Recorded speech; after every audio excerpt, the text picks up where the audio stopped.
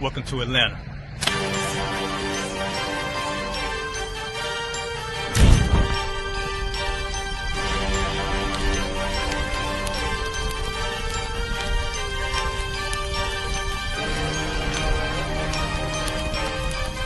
Christ, this Officer 5000, Jeremiah, the camp leader of Atlanta. Passover 2025, starting April the 9th, we got the lamb slaughter.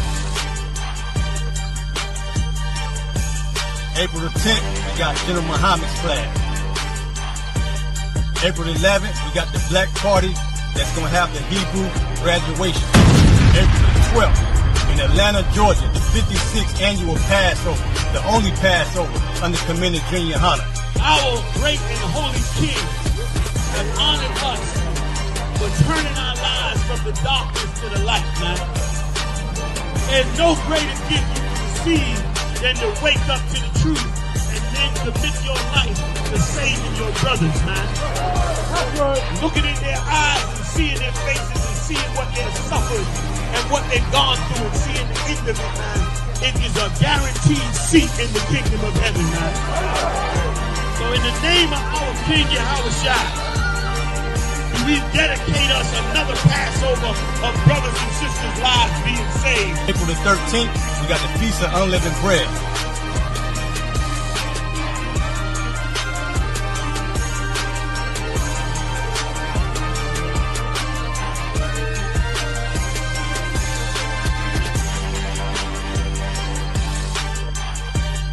Shalom.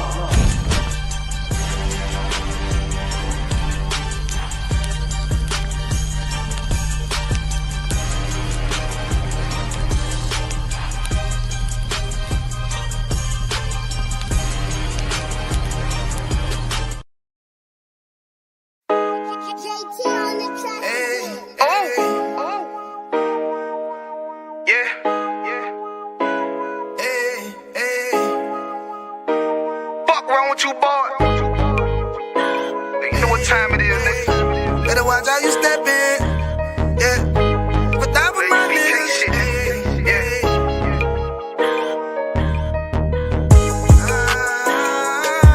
I'm in it, yo.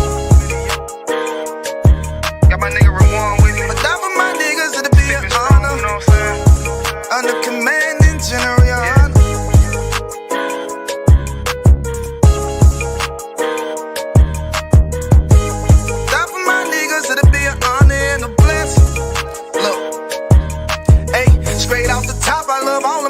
That shit ain't gon' stop till we on top and we ballin', my nigga. We be fly as fuck, you know them bitches be stalking my niggas. That shit'll never change and it's the same with all my niggas. City to city, I should be at home, that's what my ribs say. But bitch, I'm grown, I'm in these streets and closed caption. Niggas know we bout that action. If a nigga play with me, then my I can gon' let him have it. Hey, think you the shit, this truth, this shit. Nigga play, I let that Ruger hit. Get on them tracks, they be like, who is this? I'm rude with it. Ain't got no manners. All them pussy niggas talkin' shit. Yeah, I know they can't stand us, but we UPK, Louisiana, bitch, that's what I'm reppin'. And my niggas solid number, real ones in my section. If you wanna get down, put your boots on, start steppin'. Brotherhood is a weapon. Brotherhood is a weapon. Better watch how you steppin', cause brotherhood is a weapon. If I die for my niggas, it'll be an honor and a blessing. Better watch how you steppin', cause brotherhood is a weapon. Brotherhood is a weapon. Better watch how you steppin', cause brotherhood is a weapon. If I die for my niggas, it'll be an honor and a blessing. Better watch how you steppin', cause brotherhood I lay my life down right now for all my sisters and brothers, because I love them. I see them dapping and hug them. It's amazing to see how well we adapt from the struggle. Born again from a life of sin, trapped in the gutter. My mind frame was to kill my own kind. Feeling inferior, waking up ready to die.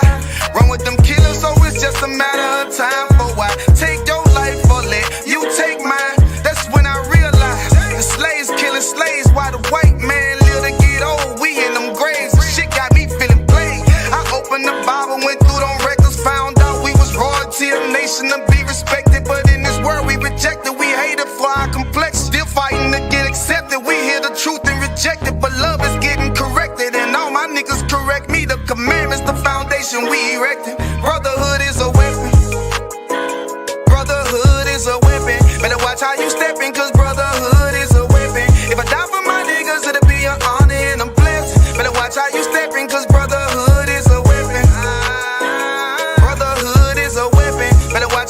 stepping, cause brotherhood is a weapon. If I die for my niggas, it'll be an honor and a blessing. Better watch how you stepping, cause brotherhood is a weapon. Hey, hey.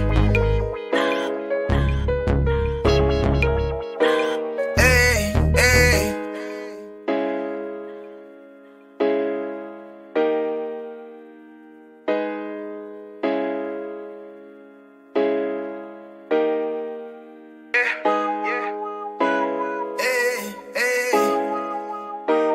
Fuck wrong with you, boy?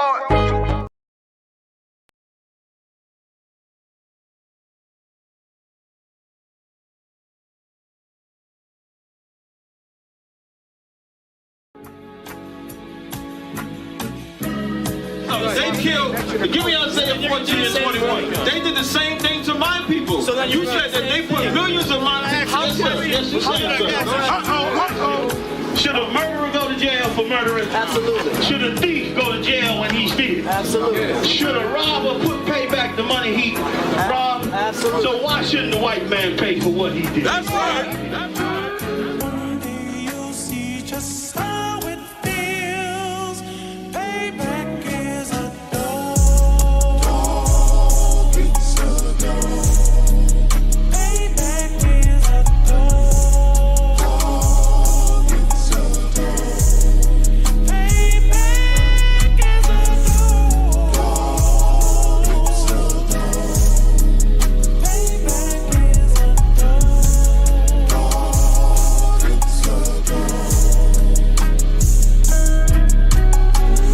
I'm in a hell of a hole, was never expected to grow. Just obstacles set in the road, that a result of me selling my soul. The story I'm telling is cold, but yet it's what everyone knows. The white man's the devil is known. America was never our home, only a place of captivity, safe facility, hating, disfigure me. They claim that I'm lazy, be killing me. Maybe this slavery draining my energy. 400 years and counting, the trail of my tears is countless. Main fact that I'm here is astounding, but I can't wait till this shit is surrounded. Ready to tangle my king and the angel, be ready to rap. Cracking the sky, nuclear missiles will make it official. I'm capturing every cracker surviving. Put them all in chains where they need to be, slavery for me. And let the whole world see that with them in the cage and safer in the streets. Put the dog on a leash, get resolved for the beast. 144, get the ruler show, we could all be at peace. As soon as the trumpets are sound, your kingdom we busting it down. The only way justice is found, the time for your judgment is now. you'll see just how it feels. Payback is a dog. It's a dog. Payback is a dog. It's a dog. Payback is a dog. It's a dog. Payback is a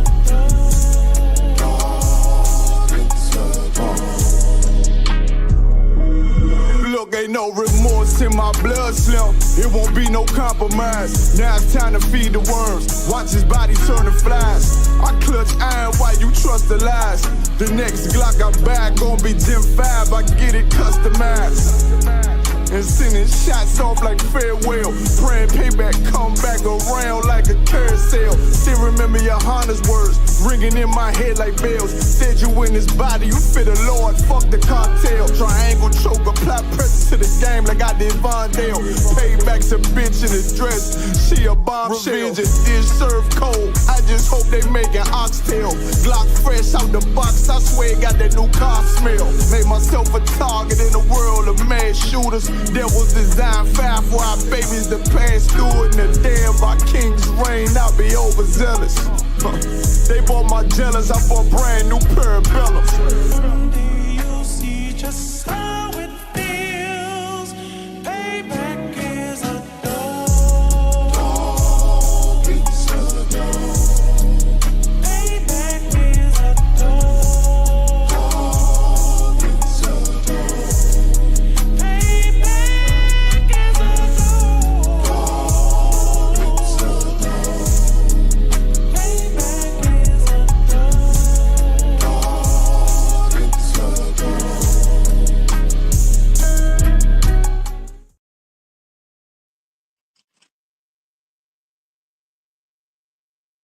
Shalom. Yahweh Bashim Yahweh Shabaraka Da to the Akim, Yahweh Shema, the Thun Bashim Yahweh Shah to the Akwathium, man. This is the ISUPK. Started 1 West Harlem, New York, 125th Street, under the Commander General Yohana. You understand?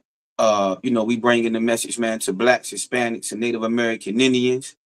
Tonight, man, we're going to be talking a little bit about our presence in in Egypt and things of that nature. When we were in Egypt and how it relates now to us being here in America. Okay. I'm just going to do a little background history about our presence in Egypt. We have Officer 500 Yagadah Shalom Yahweh Shema Shabbat, checking in out of Prince George, Virginia. Akwaf Raya Shalom Akwaf Yahweh Shema Lathan Bashim Yahweh Shai. Okay. Ribbon property of Officer 500 Mutaza Akara, checking in from Chester, Virginia. Wusan Christ. Okay. We got Akwaf Hadasah. Okay. Shalom Yahweh Shema Lathan Bashim Yahweh Shai, checking in from Norfolk, Virginia. All right. We have also 500 Mutaza Akara. Yahweh Bashim Yahweh Shai Rakafa, checking in from Chester, Virginia as well. Okay. We got Akwaf Shakar. Yahweh Shema Lathan by Shem Yahweh Shai, checking in from Rice, Virginia. Okay. Saying Christ. Princess Tazara, Yahweh Shema Lathan by Shem Yahweh Shai. Princess Tazara of also 500 Mutaz Akara, checking in from Chester, Virginia as well. How you doing, sis?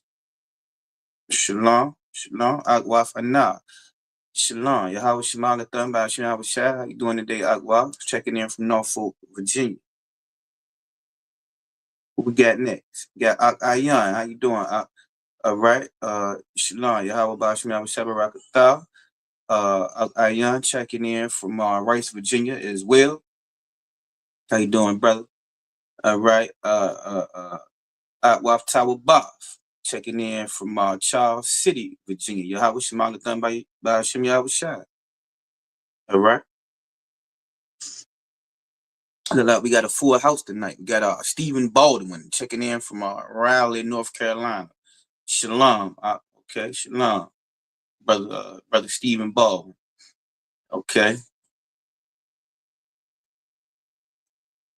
All right. Well, I guess that's the roll call check for the night. All right. Okay. All right. Good to see everyone. I hope everyone is doing well.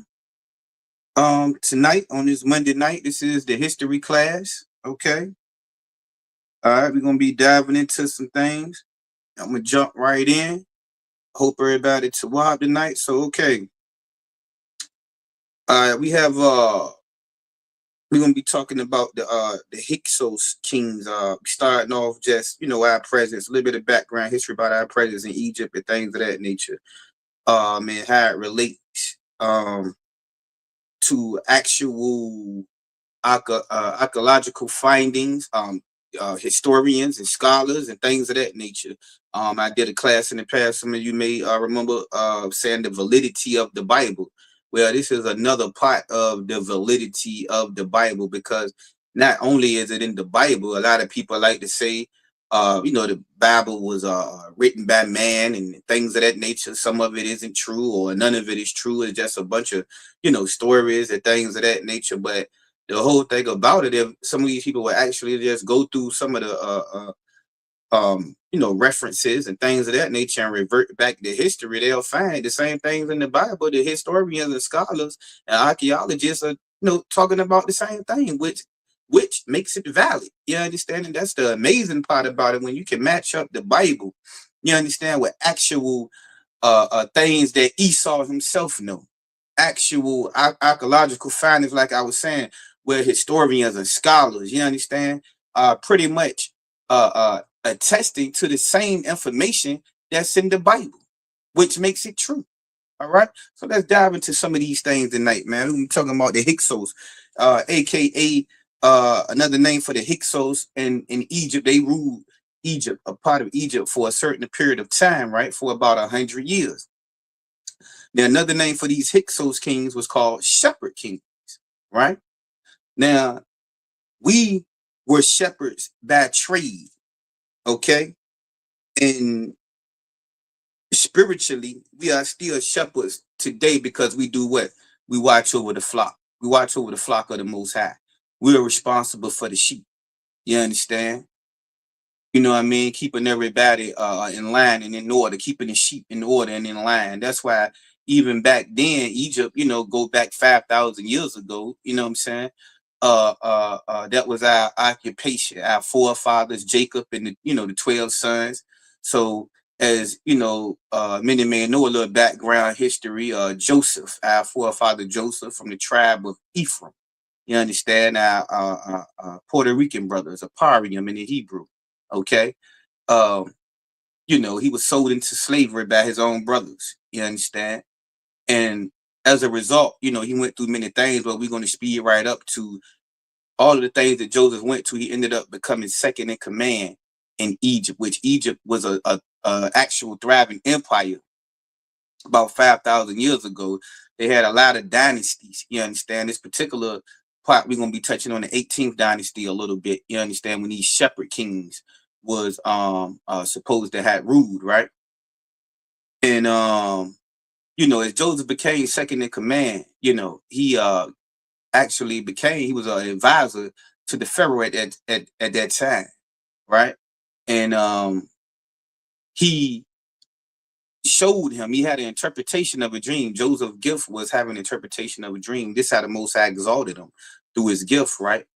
He revealed to him a famine of 7 years, and also 7 years of plenty. And during the 7 years of plenty, Joseph showed Pharaoh how to make storehouses and to store the food, in the land and in the times of plenty, so that when the 7 years of famine came, when the drought came, you understand, Pharaoh was able to basically supply the whole known world at that time. Everybody was coming to Joseph. I mean, to Joseph, and to Pharaoh, coming into Egypt for food and things of that nature. You understand? And Egypt was, as a result, able to get very rich, during this time. Now, his brothers would have starved. They was in the land of Canaan, you understand, which would be, part of Africa, so-called Africa today.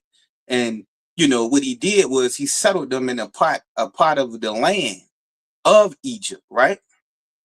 And we're going to get into some more of that. I don't want to get ahead of myself, but that was just a background information of what we're going to start off talking about. Now I'm going to dive into some references and things that I was able to find, right?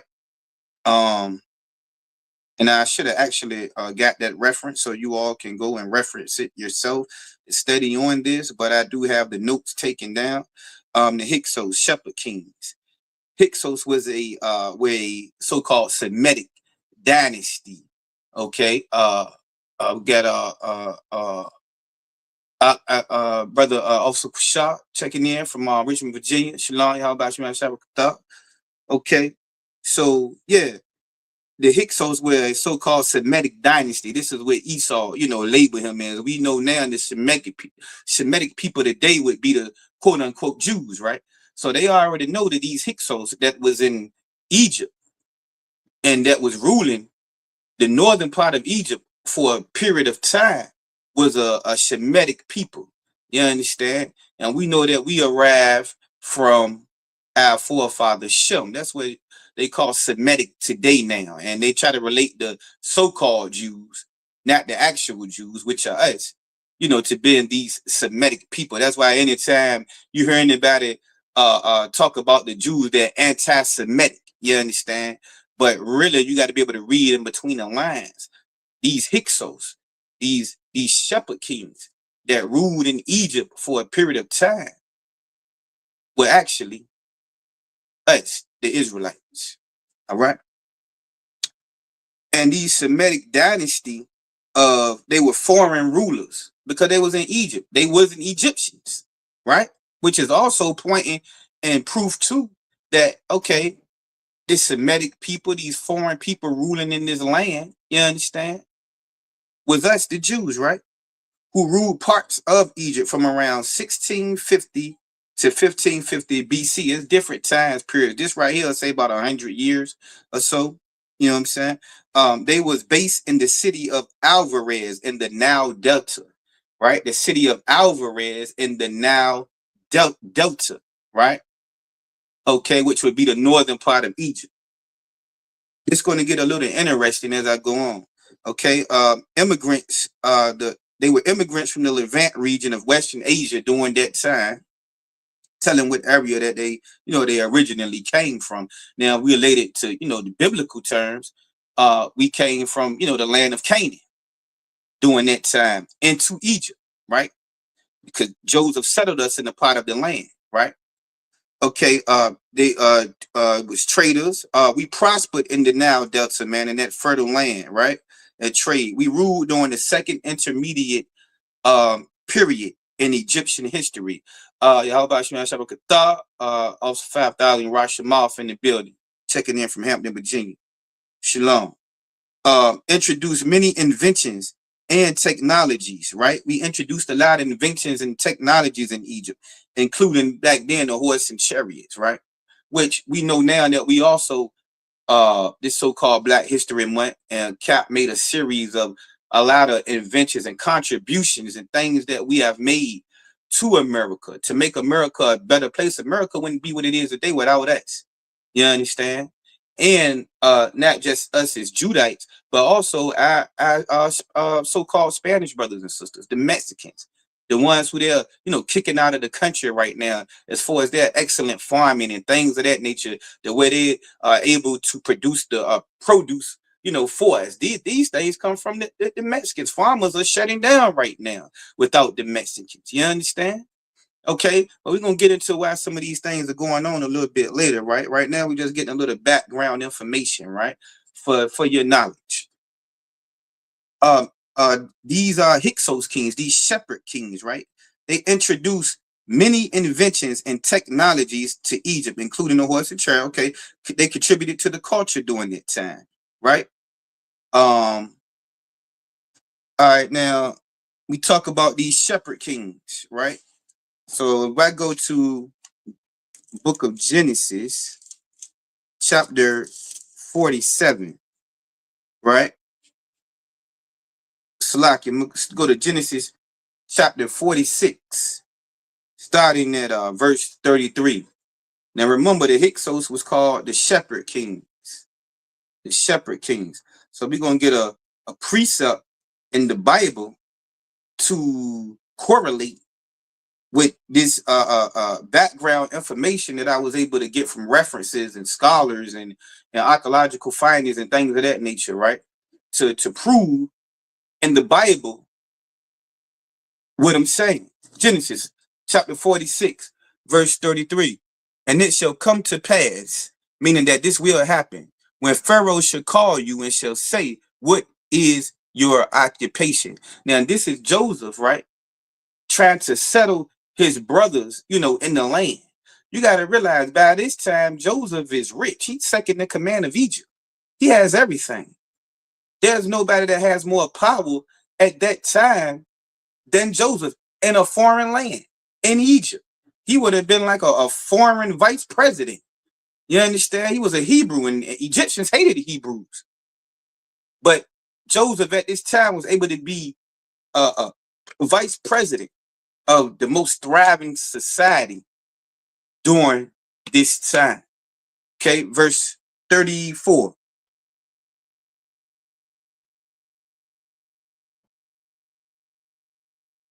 Verse 34. Okay, then ye shall say, thy servants trade, right, hath been about cattle from our youth, even until now, both we and also our fathers, that ye may dwell in the land of Goshen. So basically what Joseph was doing was setting his brothers up in the land of Goshen, right?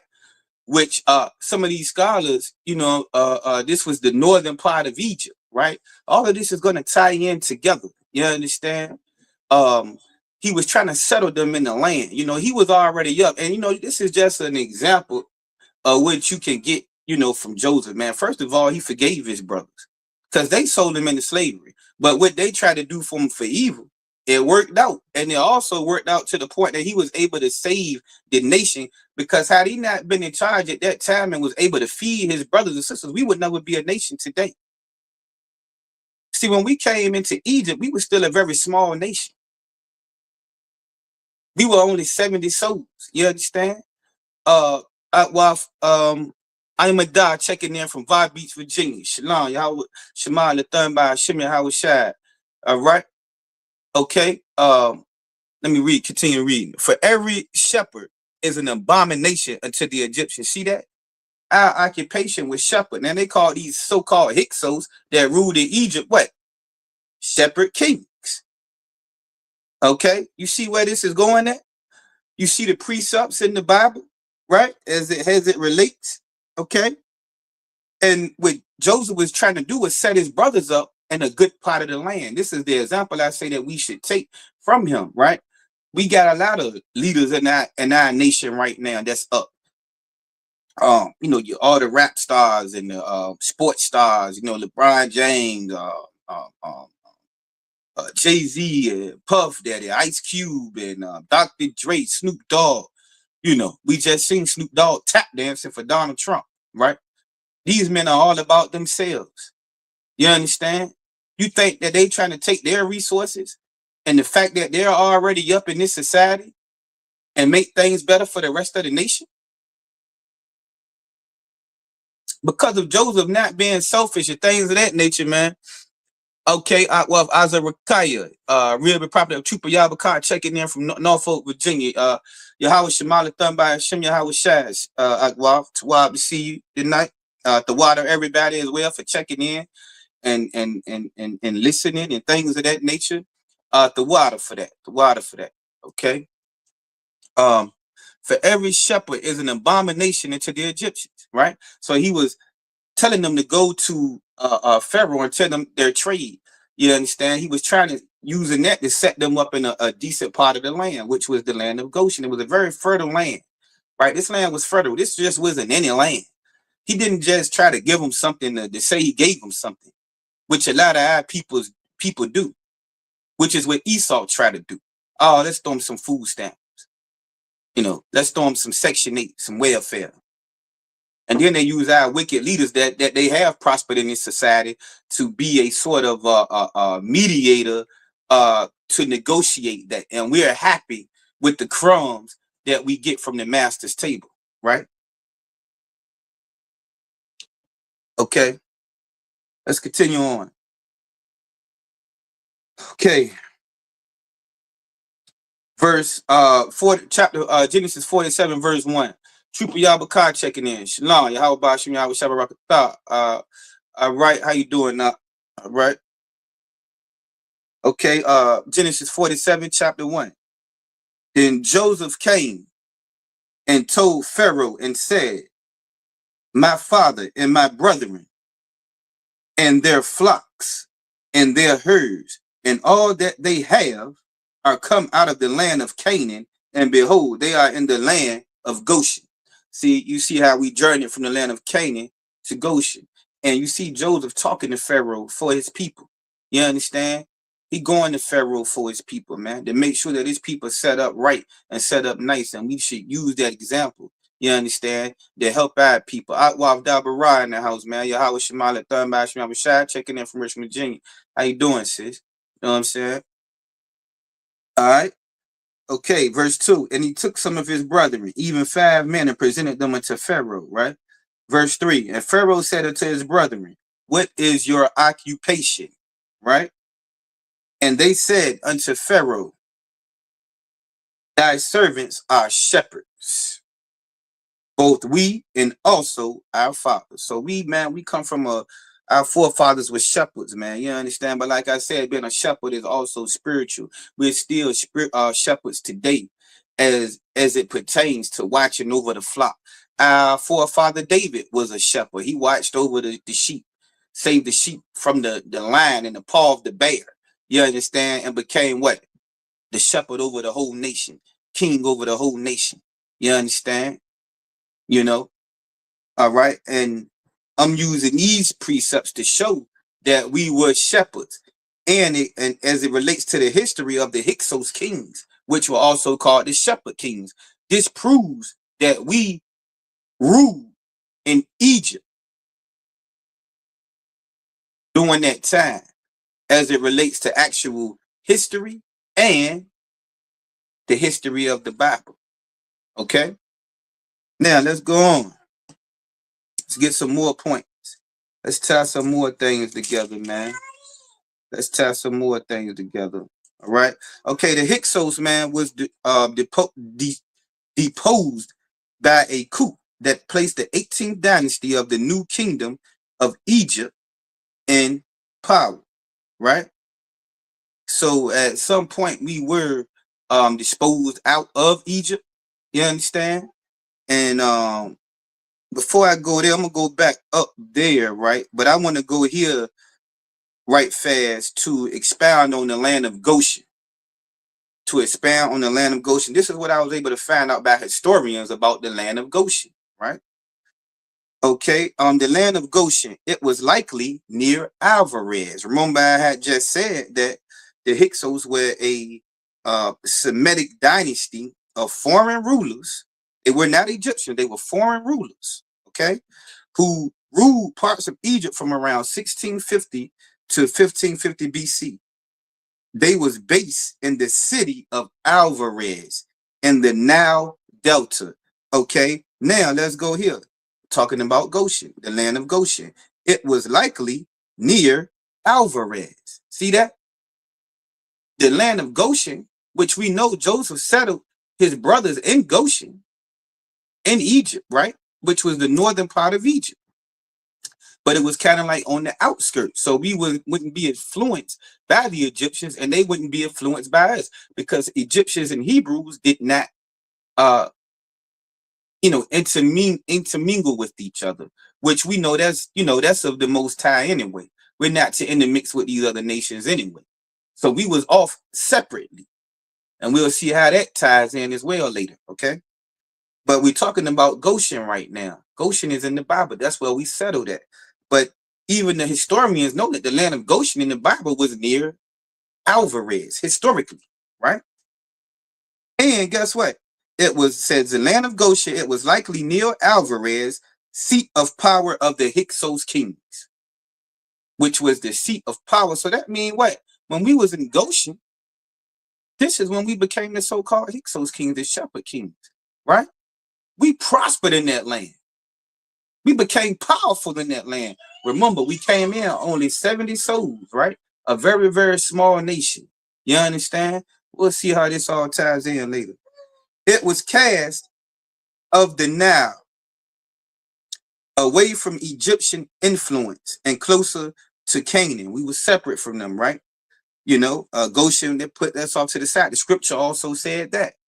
You understand? We was put in our own land away from the Egyptians. That's why he told them to tell them that they were shepherds. They hated shepherds. The shepherds were detestable to an Egyptian. You understand? That's why he told them to tell them their occupation. That's what their occupation was. So that he would agree to settle them in that land of Goshen. Joseph knew exactly what he was doing. And he was doing it, negotiating for the best of his people. You understand? Okay. It was east of the Nile, right? Away from Egyptian influence and closer to Canaan. The land of Goshen was given to, and this is what the historian said, the land of Goshen was given to the Hebrews. See that? By Pharaoh during time of Joseph. They know this. This isn't from the Bible. This is from the actual historians. You understand? Next point.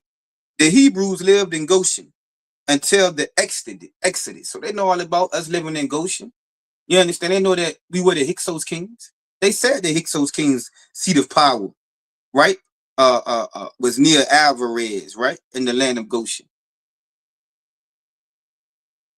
Historically, they called us the Hyksos kings, shepherd kings. But in the Bible, we were referred to as shepherds. Okay? Hyksos is Greek. Okay?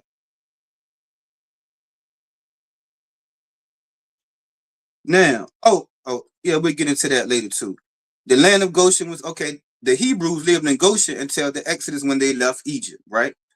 Goshen was a prosperous place where the Israelites multiplied. We multiplied in Goshen. And the scripture tell you that too. Goshen was far enough away from the center of Egyptian cultural life. We were separated from the Egyptians. That the Hebrews would be unlikely to compete with the Egyptians. We wasn't able to compete with them. We were in our own separate land away from them. So it's like we wouldn't be no threat. We wouldn't be able to get in their way. They wouldn't get in our way. You understand? Some of the historians say we stayed in this region for 215 years. The Bible says that we was in Egypt for 430 years. Okay. Let me see. Let me go to Genesis. Let me see what Genesis 45 verse 10 says. Well, I was in 47, so I'm gonna go to Genesis 47 and 27. Okay, yeah, Genesis 47 and 27. Okay, another precept biblically to go with these historians that was saying how we multiplied and prospered in the land of Goshen, right? That was near Alvarez. Okay, Genesis 47 verse 27. Okay, and Israel dwelt in the land of Egypt and the country of Goshen, and they had possessions therein. We had possessions therein. You understand? And grew and multiplied exceedingly. Right? We lived in that land, man. Okay, yeah. We lived in that land and we multiplied, man. We began to multiply in that land. We came in there with nothing. 70 souls coming out of Canaan. Right? We was barely a nation. But it's telling you we begin to prosper, we begin to grow. But now if you relate that to today, right? Remember, even here in America, we started off as what? Slaves. Now we still in captivity, we still in bondage, which Egypt does mean house of bondage. You understand? If anybody want to throw that precept in the chat, you can do that as well. Egypt means house of bondage, right? I forgot to bring my dollar bill. Let me see. I forgot to get my dollar bill. Everybody know what's on the back of a dollar bill, the pyramid with the all CNI, right? Because we are in modern day Egypt, right? And same way that we was able to, multiply in Egypt, we've kind of multiplied here. You understand? We got, some of us got money, we got college degrees now, we got good jobs, and you understand, you got your Oprah Winfrey's, your Michael Jordans, your LeBron James, your Jay-Z's, Puff Daddy's, same ones we mention all the time, because it's pretty much the same people, monkside people that got a little bit of money. You understand? Compared to where we was at, from chains and being whipped and sexually assaulted and raped and constantly beat and abused, working out in the field. You understand? Which a lot of us are still in the field today working, some of your janitorial workers and, even truck drivers like myself, we out in the field, a lot of us are still servants here in Egypt. Egypt was known for their slavery, just like America is. You understand?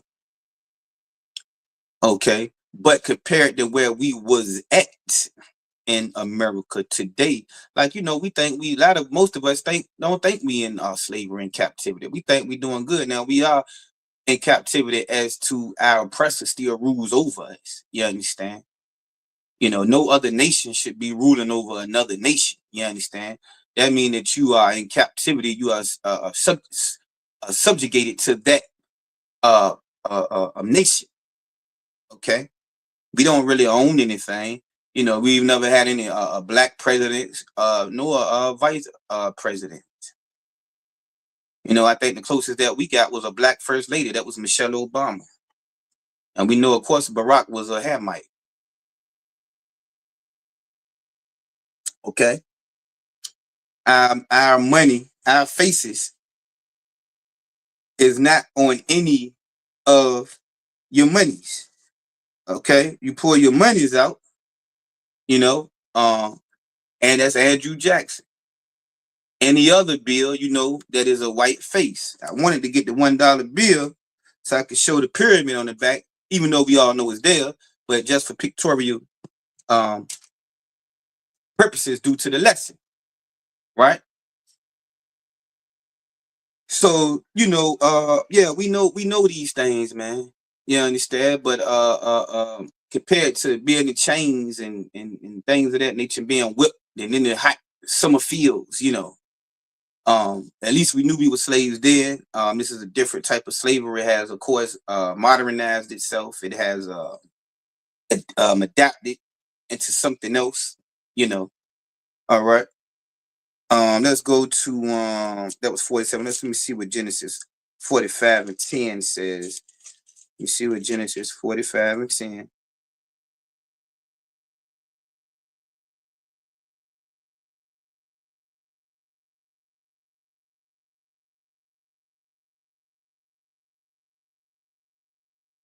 Okay, no, drop that. I don't need that. I don't need that one.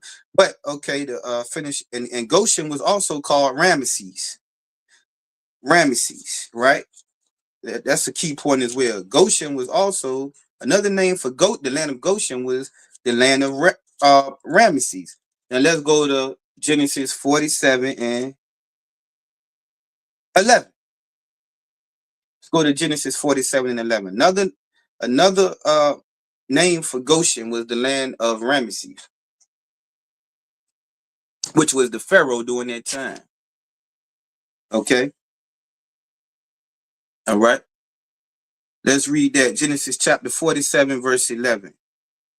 And Joseph placed his father and his brethren, right? Joseph placed his father and his brethren and gave them a possession in the land of Egypt. See how what Joseph did for his kinsmen, for his family? He made sure they was all right. He was all right. He didn't just forget about his people and go, you know, I'm all for myself, like a lot of us do today, like all our leaders have done today, went for themselves. You understand? They didn't look back and try to pull their people up like Joseph did. This is an example of the Most High allowed for you to be, you know, in a prosperous position and place that you know is not just supposed to be for you. You understand? He pulled up the whole nation. You understand? And because of this, we are a nation to this day, right? So Joseph is a very important figure in Israelite culture, man. And this was our brother, man. This was Ephraim, once again, you know, so-called Spanish brother, man, Puerto Rican. Okay. Gave them a possession in the land of Egypt and the best of the land, in the land of Ramesses, as Pharaoh had commanded. See that?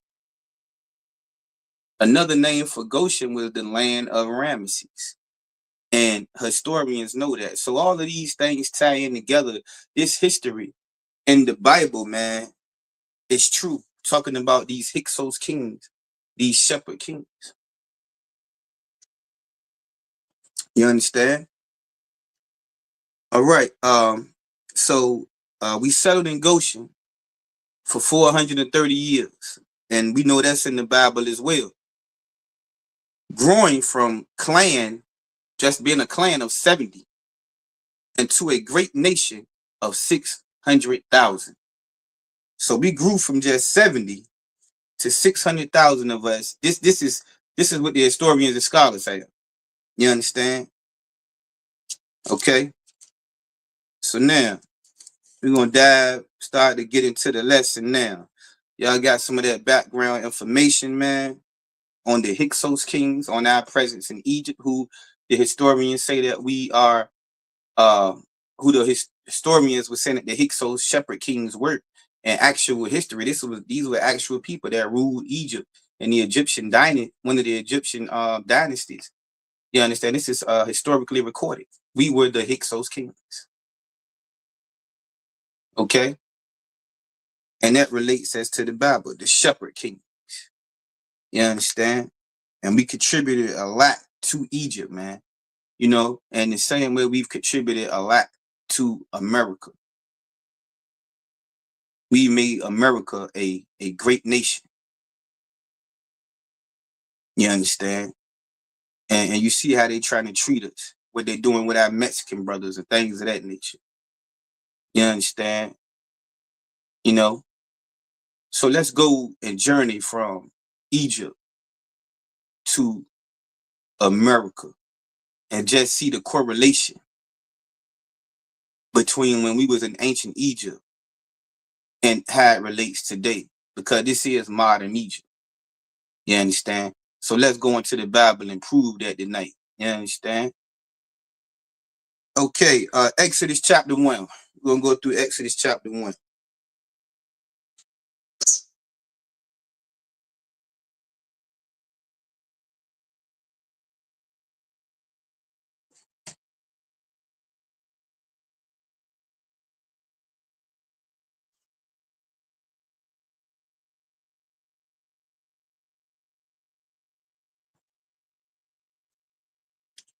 Exodus chapter 1, verse 1. Salakia, because I did not call out the verse. Okay, now these are the names of the children of Israel, right? Which came into Egypt. Every man in his household came with Jacob, right? Verse 2. Reuben, Simeon, Levi, and Judah. Verse 3. Issachar, Zebulun, and Benjamin. Verse 4. Dan and Naphtali, Gad, and Asher, right? These are the 12 tribes. These are the forefathers of the 12 tribes, okay? Verse 5. And all the souls that came out of the loins of Jacob were 70 souls. They go to 70 souls right there that we just talked about, that even the historians know. For Joseph was in Egypt already. Joseph was already in Egypt. We know that. He brought his family to settle in this land, right? And this is where we became the shepherd kings, the Hyksos kings, because we settled in that land, right? And Joseph died, and all his brethren and all that generation died off, right? That generation died off, Joseph and all the forefathers. Verse 7. And the children of Israel were fruitful. See that? We became fruitful in that land of Goshen. And increased abundantly. See that? We went from the 70 souls to the 600,000. And multiplied and waxed exceeding mighty. We became mighty, man. We became very prosperous in that land. We became those Hyksos kings, those shepherd kings. You understand? You know, we began to rule in that land, right? We was in northern Egypt. Foreigners, we were foreigners in the land. Now you still had regular Egyptian pharaohs in southern Egypt during that time. And the land was filled with them. Say the land was filled, man. We was starting to get, too much, right? Now there arose up a new king. There arose up a new king over Egypt, right? Which knew not Joseph. This particular king didn't know Joseph, didn't know the Israelites. Well, he may have known the history, but he said the heck with all of that. The same way they're doing this today in America. They forgot all the contributions we made, man. They don't care that they was able to get free labor off us for 400 and over 400 years, of slavery. All the free labor they got and how rich they got off of us, man. They don't care anything about that. Right? And they showing that what they doing to our Mexican brothers today, deporting them. They stole this land from them anyway. And the Gadites, historically, the Mexicans are hard workers, man. They trying to demonize them as being criminals. But very few of them are criminals, man. Most of them are hard workers. You understand? That contributes greatly to America, man. We've invented so many things, you know. We contribute a lot to the culture of America, the same way we did in Egypt, you know, to the prosperity of America, man. You understand? We the entertainment now. You know, the Jews regulate the music industry and a lot of other things, you understand, which, you know, we dominate, but as workers, they own the record labels and things of that nature. You know what I'm saying? Most High Christ. Well, you see that? See what's going on? See, we going from Egypt to America. All right, let's keep going. Verse 8. Now there arose up a new king over Egypt, which knew not Joseph. Verse 9. And he said unto his people, behold, the people of the children of Israel are more and mightier than we. See, we both in the same land and region at the time, but Pharaoh talking to his people. You understand? Because we was foreigners in that land. Like they said, the Hyksos kings was ruling foreign rulers in the land of Egypt, right? And it's showing that the land of Goshen was a very fertile land. It was like the Fertile Crescent. It was a land flowing with milk and honey. You understand? That land was just not no average land. That was some good land we was in. And we was able to really, you know, get rich, man. You understand? In that land and grow mighty. You know, even here coming to America, think of Black Wall Street, right? Oklahoma City, where they bombed these places, and because we was starting to come up too much. You understand? Before we was integrated, man, and just off to ourselves, like we was in the land of Goshen. See, integration, separatism is in the Bible. We was in Goshen, and it was a part of Egypt, but we was in our own sector and land. We was not mixed with these Egyptians. And when we were separate from them, we was able to multiply great in the land. The same thing, man, before integration came, we was able to multiply great here, man. But every time we begin to rise, you understand, and we begin to come up, see, these people get threatened. You understand?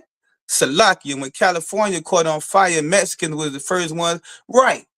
When they got them out of prison, they was using prisoners, you understand, to help put the fires out. And those fires over there that happened. The water for that, and you know, anybody else chime in when you get ready. You know what I'm saying? Chime in when you get ready. Not only that, yeah, they was using prisoners right now. I want to elaborate on that. This is why they're trying to lock up the Mexicans, right? They talking about they're going to deport them. But no, see, America is going broke. That's another lesson I'm going to do. I ain't going to go too much into that right now. But see, this empire is falling, right? So Trump coming, I'm going to deport the Mexicans and things of that nature. But that's just a ploy, because what he's trying to do is get free labor. They're trying to take us low-key back to slavery. But they can't just do it like it was done, you know, back in the day. Because America is going broke, the empire is falling. And they don't want everybody to know that. Why do you think he's talking about taking all the programs away? Things of that nature. He tried to get rid of the 14th Amendment, which I heard that the federal government judges didn't allow that. But he was trying to get rid of the 4th Amendment, right? Which takes away natural born citizens' rights. Meaning that even if you was born here, you understand, like us, like after the Mexicans, he would try to come at us next. Take away our natural born citizenship. You understand? Because we were slaves, we was brought here. We're actually, you know, to them, you know, not really so-called American. That's why he's trying to take away the 4th Amendment right. So he can do what he want to do to God's people. Now, he just coming at God's people. There's other people that's in his land. You got the Ukrainians here. You got the Ishmaelites here. You know, the Arab man. You got the East Indian man here. You understand? You got Moab and Ammon here, the Chinese, Japanese man, the Asian people. You understand? But why are they not being now? That's why the federal judges stopped it, because they knew it would not just affect the Mexicans, it would have to affect everyone. Because you got Ukrainians over here, Esau over here too, from different tribes. You see that? Trump trying to bring back the golden age, man. He trying to bring back when America was prospering, man. America not really prospering right now. They're in a lot of debt that they cannot get out of. You understand? But that's another lesson. Let's go on. Where was I at? Okay. Verse 10. So, by us starting to come up in America, man, why you think now, man, a lot of people that was doing well, they starting to run down on them now, man. The stars is falling. The rappers ain't as prosperous as they was no more. It'll never be another Puff Daddy. They done brought them down. Who else they done brought down? Chad Man, they done brought somebody else down. Where they trying to bring indictments up against Jay-Z as well. You understand? Wendy Williams in a damn nut house somewhere. TD Jakes. You understand? They bringing them down, man. They trying to bring us down, man. You understand? So they say, come on. Verse 10, come on, let us deal wisely with them. They starting to deal wisely with us, which they've been doing that. Martin Luther King, man, he really killed us when, he sold us in the integration. Then we began to mix with these other people, before all of that, man, was Black Power, man. We was to ourselves. You understand? That's when we were our marriages were stronger. 80% of our people, was in the married, man, back before integration. You understand? These people been dealing wisely with us, man, over this, over a period of span of time now. That was during the Jim Crow era, right? Which was really a good thing because, they wanted us to be separate. Martin Luther King came and integrated us, right? Then what happened? They came with the drugs in the community. Putting the crack, the CIA, did all of that to try to bring us down, right? That ain't really work. They used to have a cartoon back in the day. It was a cartoon movie y'all might know, Baby Kids. They say, we don't die, we multiply. You understand? They done throw slavery at us, man. We done been through a whole lot of things, man, but we still here. Even as it go way back to Egypt. We seen they was starting to deal wisely with us way back then, 5,000 years ago, these other nations. Our only enemy is now Esau. You understand? The damn Hamites too. But Esau is, the number one enemy, the number one oppressor. You understand? Okay.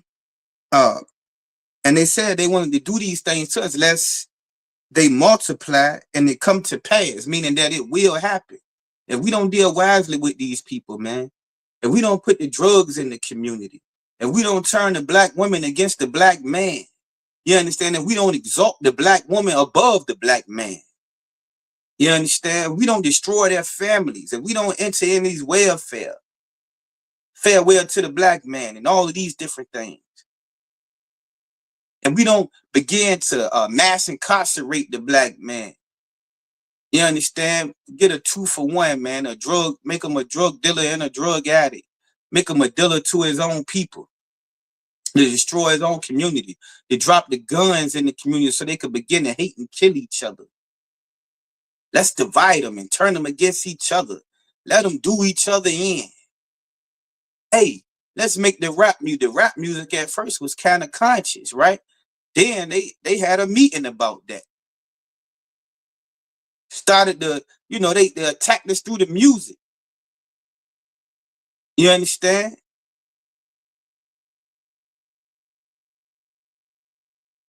They kill us in the streets. They put us in the ghettos, in the projects, in the slums. Put us in utter poverty. make us work for low wages in their kingdom. You know, we got the bottom, a lot of the bottom, you know, the Mexicans and us as Judites, man, we do a lot of the dirty work here in America. We get trash men. You know, the Mexicans are the farmers. They working them for a low wage. That's why I know they don't want to get rid of them for real.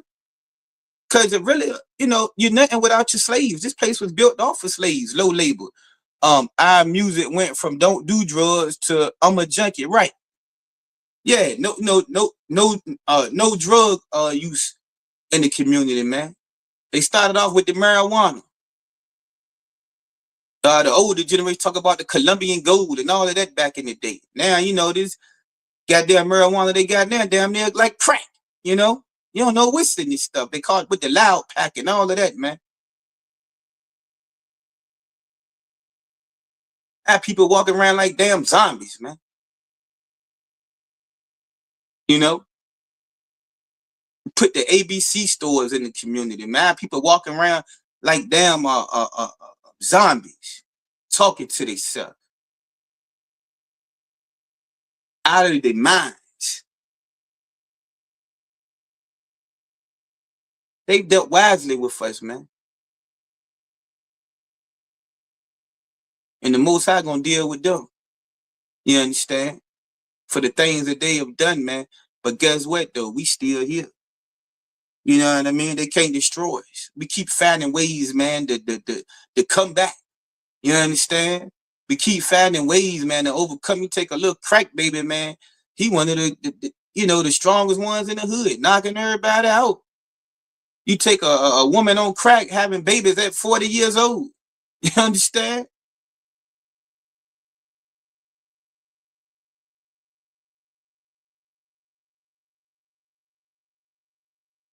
All right, where we at? Yeah. All right, still on verse 10. Second part of the precept. Lest they multiply, and it come to pass that when there falleth out any war, right? They scared that if some war happened, which that did happen before. I believe when they was fighting against the British. If I'm wrong, somebody correct me. You know, they was promising a lot of the slaves freedom from joining their side. You know, and fight against us, and so get them up out of the land. They trying to get us up out the land. Now, who they trying to get up out the land today? Somebody let me know. Put it in the chat. Who they trying to get up out the land now? You know, who they trying to get up out the land right now as we speak? And the masses. You know?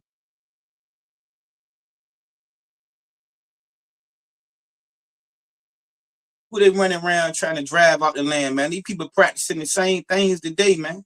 From Egypt to America, man. From Egypt to America. Somebody let me know. Put it in the chat, man. That's what happened in the Civil War, right? The North promised freedom as we fought on their side. Correct. The what?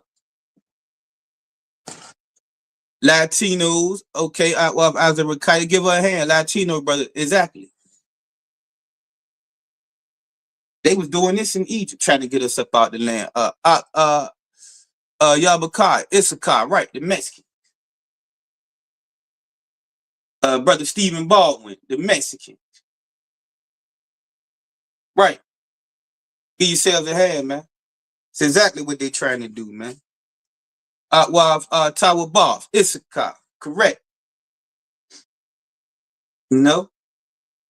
And if they'll do that to them, see, we got to be careful, right? Because guess what? They'll do it to us. You know what I mean? Zephaniah 2:1, man. Gather together, O nation that desire. You know what I mean? That's right. Also Yagadah, Levi. They are going after Levi too. They put that poster child demonize the Haitian brothers and sisters, man.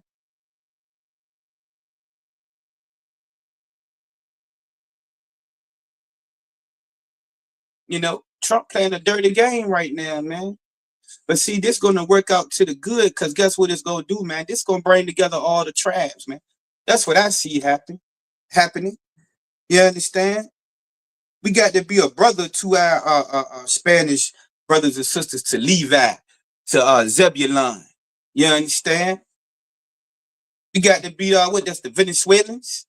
You know what I'm saying? We got to be a brother to the northern kingdom, man. To leave out our brothers and sisters, man. You understand? This is involving all the tribes. But guess what though? The most high, I believe this how the most high gonna bring all the tribes together, man. You understand? I believe he's gonna bring all the tribes together. I'm gonna hold that point right there. We're gonna finish this. Verse 11. Therefore, they did set over them taskmasters, right? These taskmasters, man, being these damn officers, man, the ICE agencies and things of that nature, man. They set these taskmasters over us to afflict them with their burdens, right? We already burdened down going into the slavery, goddamn day, being servants in this place. Same way we were slaves in Egypt.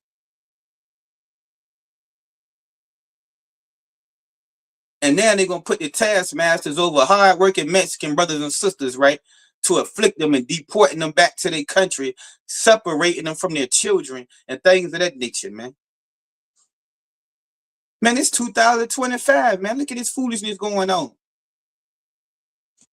Still going on with Israel. That's why you know we're the people of God.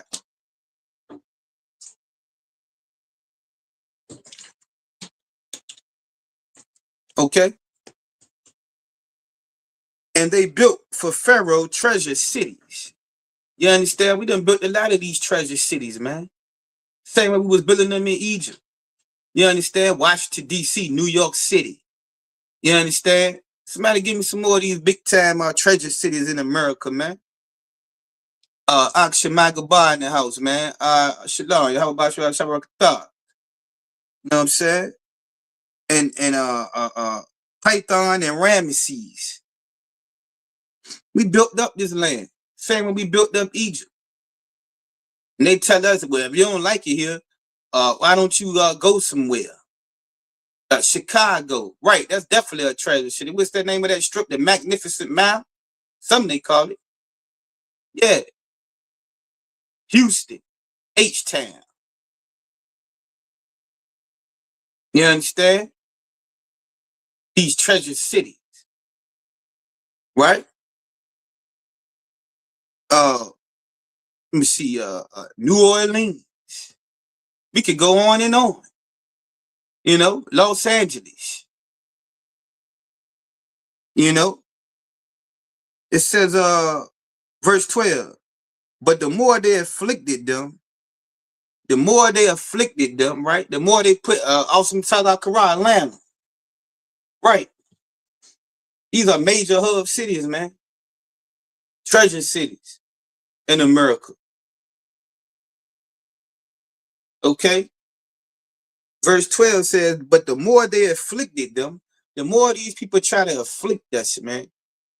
What are some ways we've been afflicted here? You understand? What are some ways you've been afflicted in your personal life being in here in America, man? You know, somebody tell me some ways, man, that we have been afflicted. How are we been afflicted? You know what I mean? How are we been afflicted? Somebody give me some examples of, you know, some of the afflictions, you know what I'm saying, we going on, going through here. First of all, and then what's the definition of affliction? Okay, we got Officer Yagada found minimum wage, right? A lot of people working the minimum wage jobs. You know, cashiers, McDonald's, public housing. Yeah, we all in the projects, being afflicted in the ghetto. You understand? Over policing. No, right, being over police, man. We being targeted. Also, sometimes our school to prison pipeline, right? You know, they're training our children, our young boys, man. You know what I mean? At a young age, man. You know what I'm saying? Preparing them for prison. Yabakar, brothers gotta work 70 hours a week to make ends right. Gotta work. I don't even know how many hours in a week, but you're working most of them. You know what I'm saying? Out of 100 hours in a week, you work at 70. You ain't got but 30 left. Child support, right? Child support. These so many. I guess you could go on and on with the afflictions too. You know, I've talked about something that causes pain or suffering. Right. All of those things they just mentioned causes pain and suffering. This is what they want to do, man. They want to afflict us. These things are not just happening, they are designed. You know, brother Stephen Baldwin, used and disrespected for favors. Right. We being used and disrespected, man.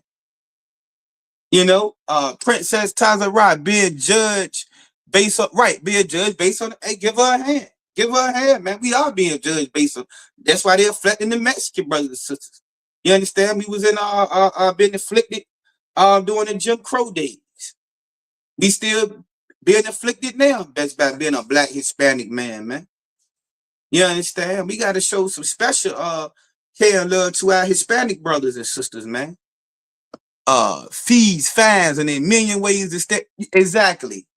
Man, you can't never get out of debt. You gonna die in debt. I had an uncle, man. I think I mentioned this before. He been dead over 10 years, right? And he was going to prison and he owed a court costs and fines. Don't you know they recently sent him a letter uh to my mother within the past 6 months? Man been dead over 10 years. He in the grave and still owe. The damn tolls you owe for.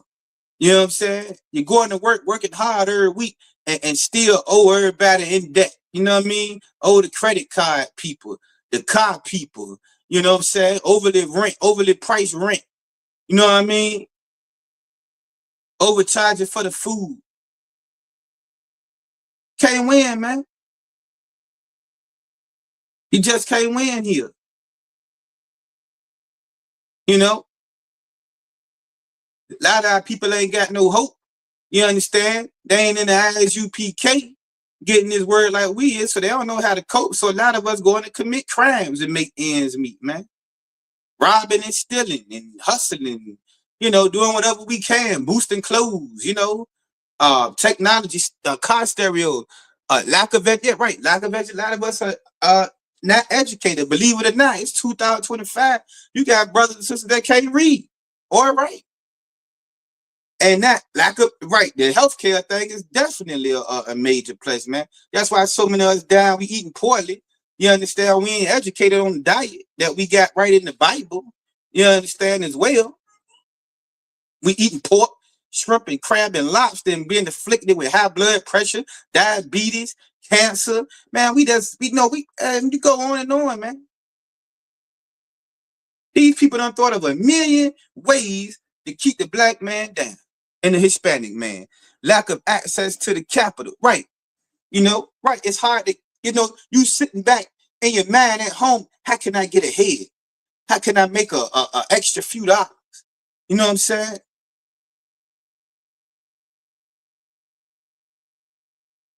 What kind of business can I put together? And you know what I learned about even you put a business together, black people think, oh, that brother got a business. He doing good. No, he probably just barely making it. Most small businesses failed in America. We can't really get like you said, the access to the capital, to loans and things of that nature. But you see, they setting up the Arab, man, and our communities. That's another way we've been inflicted. They take these other nations, right, and allow them to infiltrate our communities, you know what I'm saying, and get paid off of us.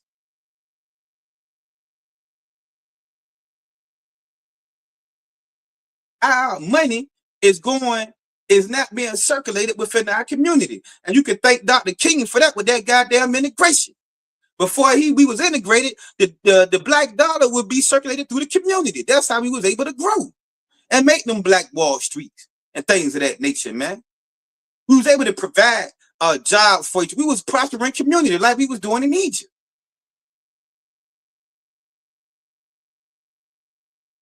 And we knew that we was a people, that we was a nation, that we was a race, and we stuck together.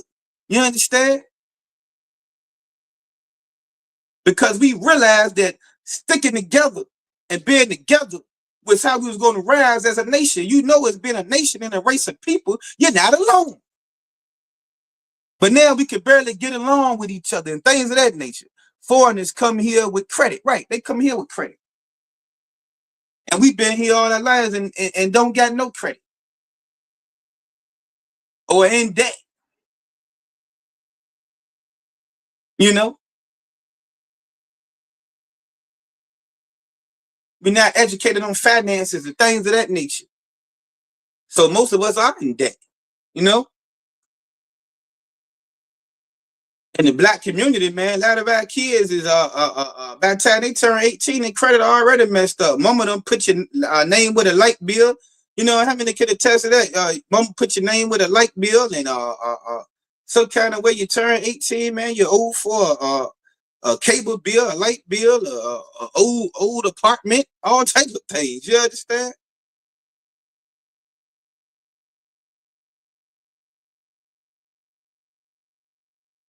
Man, you could think of million and one ways, man. These people holding us down, man. Got their foot on their neck, man. I'm here in the Commonwealth of Virginia, man, and they got a man laying on the ground with another man stepping on top of him. And that describes our experience here from Egypt to America. You understand? Brother Yabaka, the youngsters think we dinosaurs when we tell them how minimum wage used to be 420. Right, right. So they getting you slave pay, man. You know? You know? That's why it's time, man, for us to wake up, man. And come back together. You understand?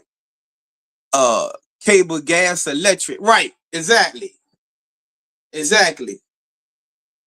You turn 18, you go try to get a crib, you get the crib, you try to get the lights on, they tell you old for an apartment. If well, damn, I want but 15 years old or 5 years ago. What you talking about? You know, mama that had your name on a goddamn light bill, man. You know what I mean? You can't even get your lights on till you pay off that old debt. Minimum wage ain't went up in 15 years. Prices go up daily, right? Inflation. You know? It's rough, man. It's rough. Like the dogs say, rough. You know? All right, where we at? Let's move on, man. But guess what? The more they afflicted them, the more they multiplied and grew. You understand? They still can't stop us. They still can't wipe us out. You understand? You know? They still can't wipe us out, man. We still multiplying, we still growing, and we still here after everything that we done been through. Right? And they were grieved because of the children. These lot of times these people grieved about us, man, because they have a fear, man, of us overtaking them. And that's what was going on in Egypt. You understand? The Latinos, Hispanics coming, they trying to get them out the land. They trying to get them out the country, man. Put them back in slavery. They have a fear of us, man, overtaking them. They know that we're multiplying and we're growing. The numbers show it. You understand? Hispanics and so-called Hispanics, man, and blacks, man, we will overpopulate this place, man. If they don't deal a certain way with us, man.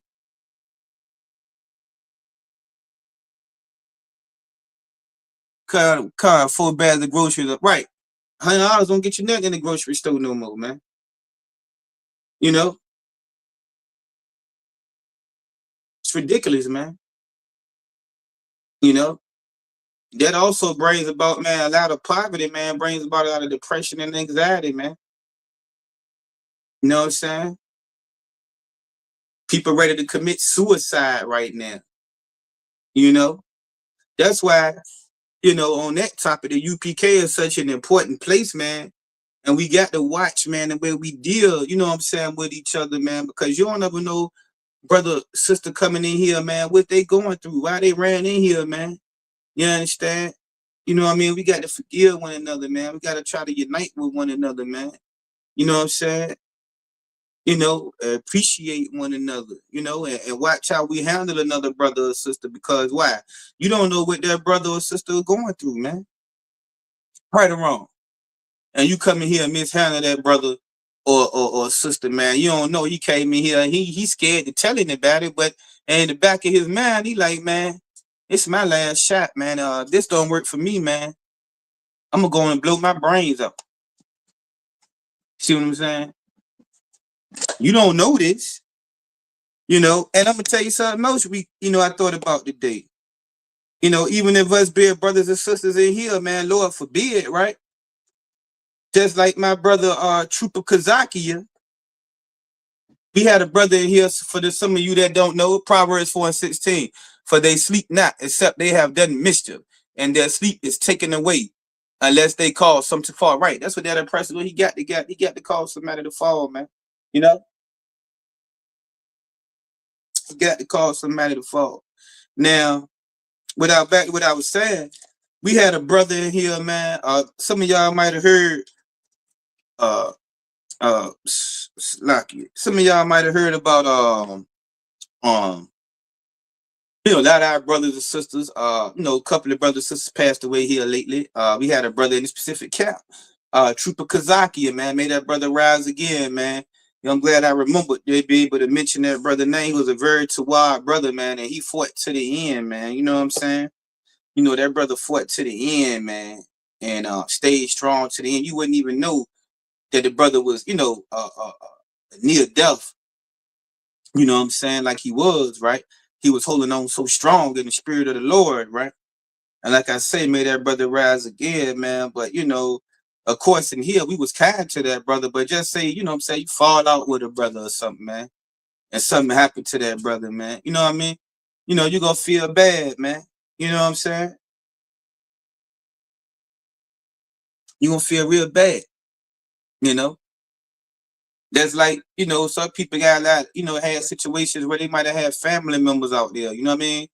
And as family members, man, they was beefing with each other, man.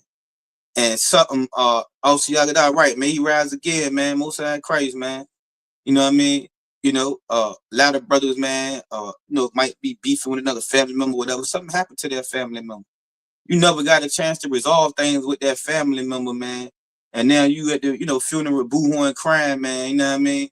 Because that family member, he done passed, man. And that y'all was fighting, man, before. You know what I mean? Something happened to that brother, you know what I mean, or sister, whatever the situation may be. That's why, the scriptures say, man, you love one another, man. You know what I'm saying? Just like Christ loved us and gave his life for us, man. We got to do the same thing, man. You know what I mean? And we can't allow petty differences that get in between us, man. You know what I mean? Me coming in here, man, now, man, you know what I'm saying? How to say, truth, you know what I'm saying? You know, you know, we got to go to the, so yeah, man, and they would grieve, yeah. And verse 13, and the Egyptians made the children of Israel to serve with rigor. Verse 13. They making us to serve with rigor, man. We going through a lot of I need to look up that word rigor. Rigor. Anybody got the definition of rigor? And the Exodus 1, chapter 1, verse 13. And the Egyptians made the children of Israel to serve with rigor. You understand? We serving here, man, with rigor, slaving with rigor. Life is hard. You understand? Let me get my other phone, man, right fast. I'm gonna look up this definition real quick. All right. 1 minute, Slocky. Okay. Yeah. Verse 14. And they made their lives bitter with hard bondage. A lot of a lot of our people, man, lives are very bitter, man. Because of the hard bondage that they're going through, life get rough for some of us, for most of us, right? Sometimes a condition that makes life difficult, right? Challenging or uncomfortable. That's what they're doing. That's what they're doing. How many of us go through that every day? They're making it like this. You understand? And a lot of our brothers and sisters don't understand this thing, right? Especially a lot of brothers, man. You got a lot of sisters, man. You know what I'm saying? Making their baby fathers, man, and making the black man feel bad. The brother trying to get a job, or the brother got a job, but ain't making enough money, man. And they, he ain't got no motion. That nigga don't, slack. That brother don't want nothing. This and that. Extreme conditions. the water out while Tower buff, extreme condition, making life challenging, difficult, making life hard. They're making it like that. You understand? That's why we can't wait till this place fall. A lot of us want to hold on to America because you got some house that you owe $300,000 for. It take you 30 years to pay it off. You understand? You got some Mercedes Benz that you owe $50,000 more on. You in debt for real. You just got the, the material thing. You don't own any goddamn thing. But you think you on top of the world. You done blended in with this society. You understand? You done got trying to get comfortable in America. You understand? Some brothers, sister out there, committing crime, walking around with their head high. You know what I mean?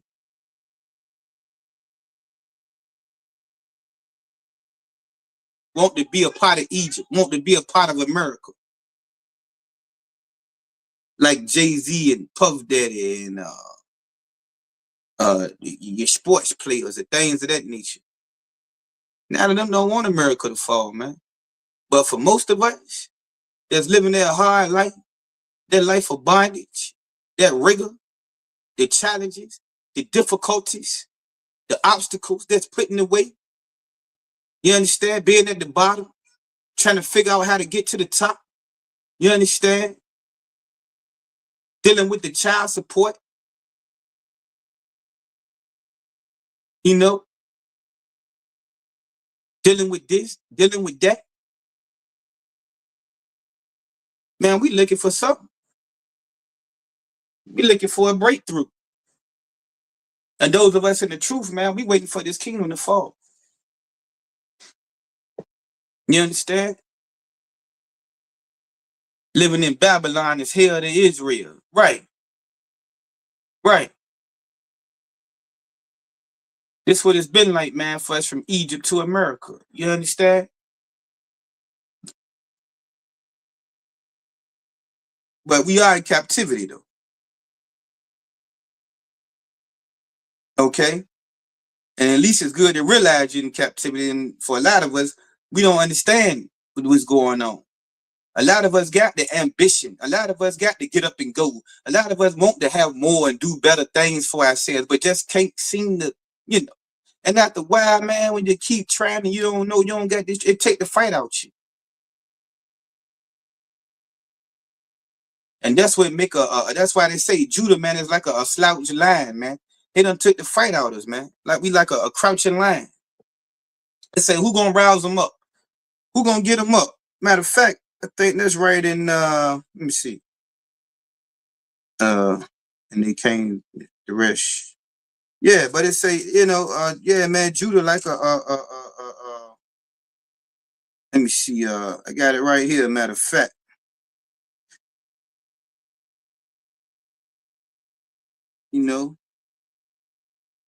Right, Genesis 49 and 9.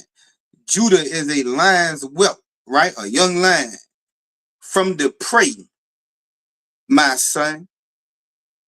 Thou art going up. You understand? We are going up from the prey. He stooped down, right? We stooped down, man, and couch as a lion, like an old lion, man. Couch down, And then it says, and there's an old lion. Judah like an old lion, man. It say, who should rouse them up? Who gonna get us up, man? Judah lazy, man. Don't want to do nothing, man. We ain't got no fight in us no more. We done, getting all effeminate and all of these things, you know what I'm saying? And, turning into homosexuals and, all types of things, man. You see what Dwayne Wade did with his boy. Who gonna wake up Judah, man? We tap dancing for the oppressor now, playing ball for him, dancing for him, singing for him. Who gonna rouse us up and put that militancy back in us, man? Put that fight back in us. You understand? We'll become roaring lions and not a couch down old lion that ain't doing nothing, that ain't about nothing. Who gonna rouse us up, get us up on our feet, man? But that's what the ISUPK doing, man, making soldiers, man. Showing you how to be a soldier. Now you grow, you teach and show your sons how to be soldiers. You understand? And put that militancy back in the nation because we're going to need it in these days and time. They took the fight out of us, man. We wearing suits now, you know, shaving all the hair off our face and all of that, you know.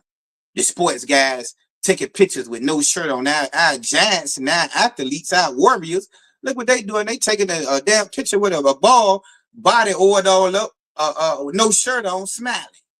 You 6'9", 250 pounds, cut up like a damn eighth of dope, and prancing around like that for the white man, tap dancing. You know, Magic Johnson's son. Look at him, big as he is. EJ, a damn abomination, man. That brother about 6'10", man. You know, he supposed to be one of the warriors in the nation. All our warriors tap dancing. Look at Shaq. Shaq looking big and stupid up there on the damn Sports Center channel, wearing them silly suits all the time. Him and Charles Barkley. Them brothers are tap dancing in a minute, man. Yeah, obviously flaming. Big as that brother is, man.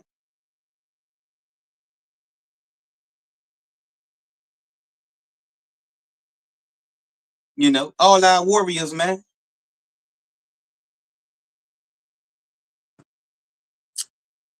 But you know, it's okay. We rise it back up, man. Let's go to Ezekiel 37 real quick. We rise it back up. We rise it back up. You know what I'm saying? We rise it back up.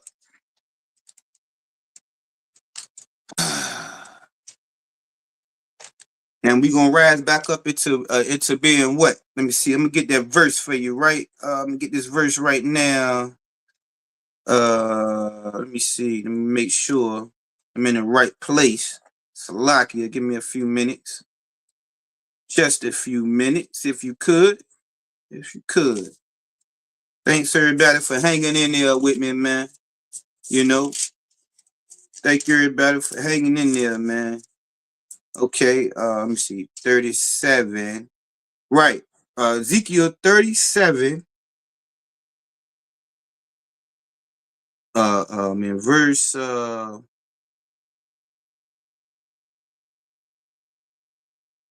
10. Verse 10. Verse 10. Ezekiel 37, verse 10. Shan. Oh man, I don't know how I forgot about Shannon Shop, man. That brother tap dancing so hard, it don't make no sense, man. He keep wearing them tight suits, man. That brother keep man, them tight suits he wearing. Everybody be saying it, you know, big as he big as don't know what too, man. You know, he be butching all his clothes so tight, smiling, no hair on his face or nothing. That guy, the white dude, Skip, talked to him like he won't nothing. He said something. Skip said, "Who you think you talking to?" You know what I mean? Next thing I know, he was up off the show. Now he doing that old Shay Shay Club Shay Shay. The man named himself Shay Shay, man. A big 6'8", 260-pound man full of muscles. Name called himself Shay Shay. Come on, man. You gotta be kidding me. You gotta be kidding me, man. Shay Shay. This is Club Shay Shay. Hey, man, these brothers got to stop this foolishness, man. You know, these brothers got to stop this foolishness, man. Yeah, Shay Shay definitely gay. Yeah. Hey, something ain't right about that brother, man. That brother got too much Uncle Shay Shay. Oh, man. But he got all the money, though. They got all the money. They the ones got it going on. Selling out. Selling the people out. You know what I mean? Can't trust no brother like that, man. He laid Judas. They gonna sell y'all for 5 shekels of silver. That's what all our leaders doing. Most of them, they got that money like that. That's how they got it. Tap dancing. You know, selling out Negroes. Smiling, making the oppressor feel comfortable. Lot on putting on dresses like your boy or the rapper dude, what's his name, Young Thug. Wearing them man purses, you know, being real effeminate, making the oppressor feel comfortable. You understand? And see the ones that will stand up, they blackballs them. Look what happened to Colin Kaepernick. He stood up. Look what happened to him. They blackballed him. And the ones that do call themselves standing up, they'll stand up and then apologize. Nick Cannon. Well, Kyrie Irving was one of them too, on him. Kanye, he's a fool. He's another fool with money. But this is why people want to be like. These are examples. So what that lead the rest of the nation? They willing to do the same thing. The majority.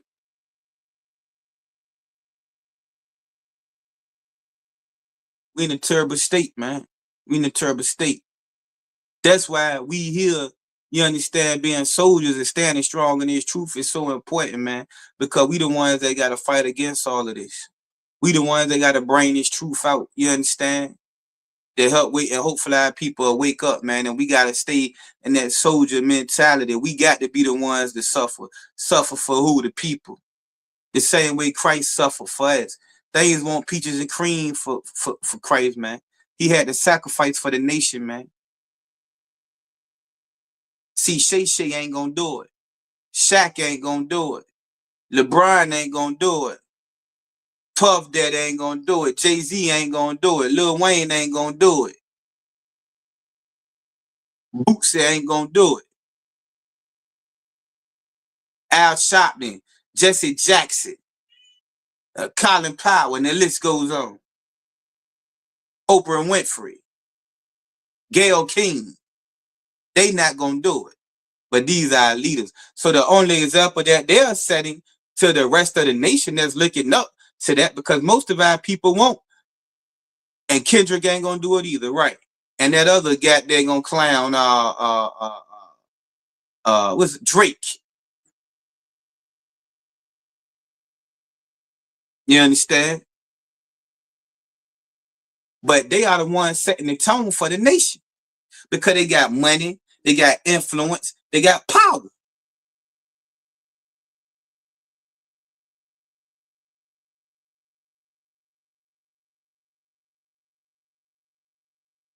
You know?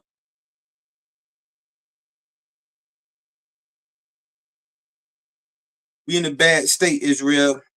We in a bad state. And if the Lord don't bring us up, we won't never get up. I can tell you that. All right. Verse 10. Ezekiel chapter 37, verse 10. So I prophesied as he commanded me. That's why we got to prophesy. You understand? We got to put forth this truth, these scriptures, as we've been commanded. You understand? As shepherds, as the shepherd kings. You understand? The Hyksos. You understand? And the breath came into them. And as we prophesied, the breath could start to come into. See, the commander, General Hunter, ain't drop his sword. They tried to offer him a bag. He turned it down. The nation was struggling at the time, and look at us starting to grow today. Say when they prophesied, breath came into them. You understand? Dr. Umar, Tyreek, and them imaginary reparations. That right? Yeah, they trying to get rich too. They fooling the people, acting like they for the people. They the worst one. Cause they supposed to be conscious, so-called conscious. I think Dr. Umar was all over there in Africa. But see, Commander General Hunter is one of our leaders, man. You know, that ain't selling out. That ain't tap dancing. That ain't looking all effeminate and this and that. Teaching masculinity. It's teaching soldiership. You understand? Teaching us the war for this nation. You know what I mean? Turning cowards into men. Turning effeminate men into men. You understand? Turning weak men into strong men. Teaching you how not to sell out. Teaching you how to deal with the afflictions that many of us can't deal with today without getting on drugs, without committing crime, without doing something to get out of that afflictive, poverty-stricken, bottom of the barrel estate. We stand up strong under these things, like soldiers do. You understand? And we do it for our nation, man. We do it for our people, man. You understand? And if you don't know the condition of the people, and if you ain't living the condition of the people, then how you gonna be able to go out there and sympathize and save the people? See, Christ, they ask Christ. They say, the man say, hey man, I want to follow you. Christ say, you sure about that? He say, a fox got a hole, a bird got a nest, but see, the Son of Man has no home. Christ was out there homeless fighting for the nation, man.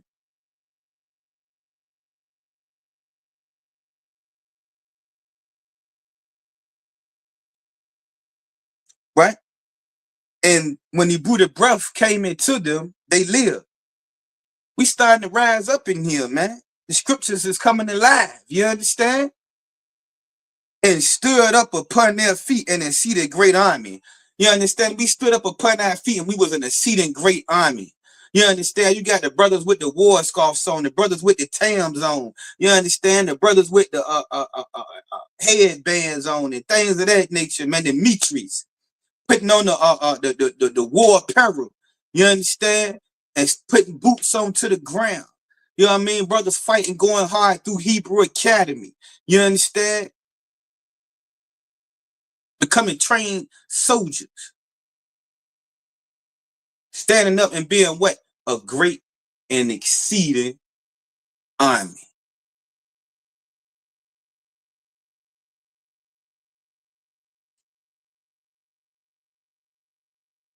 And this is a threat to the oppressor, man. You know what I'm saying? This is a threat to the oppressor. And I'm going to tell you, we got to be there for our Mexican brothers, man, our Latino brothers. You understand?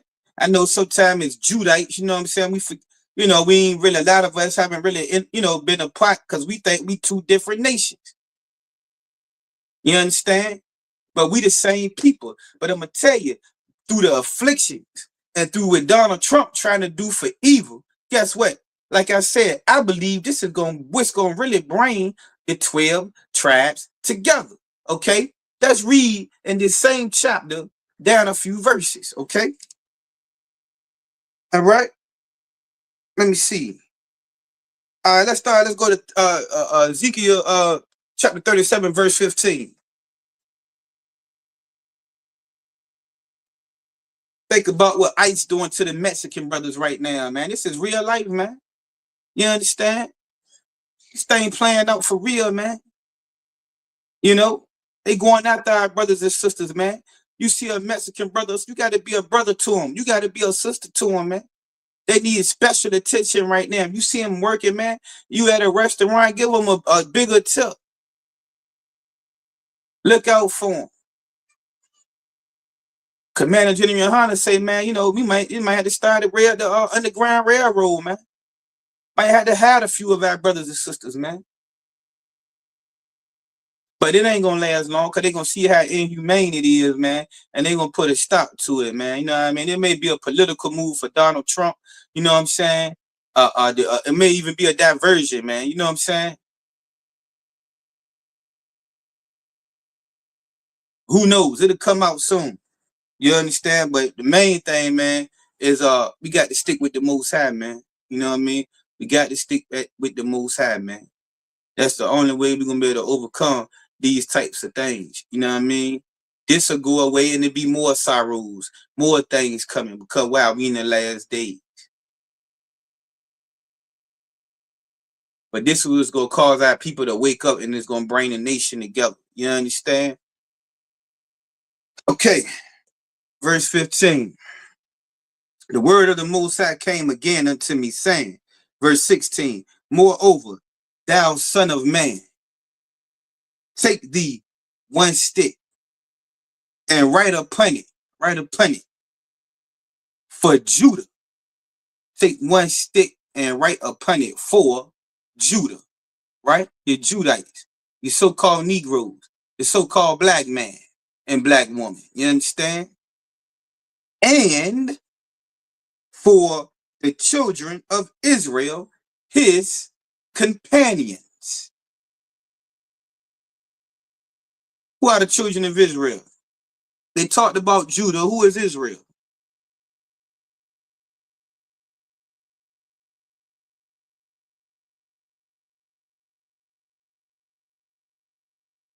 Put in the chat. Let me know who is Israel.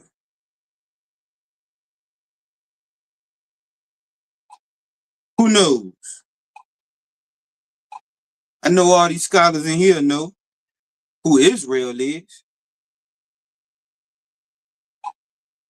In the context of this particular scripture, they just mentioned the getting one stick and writing upon it for Judah and for the children of Israel, his companions. Who is that talking about?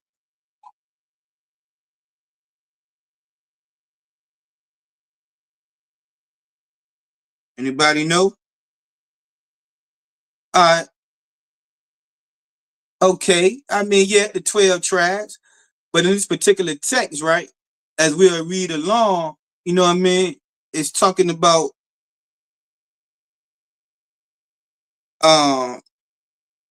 it's talking about the 12 tribes, but it's also talking about Israel. We know Israel was Stephen Ballard was the northern kingdom, you know what I'm saying?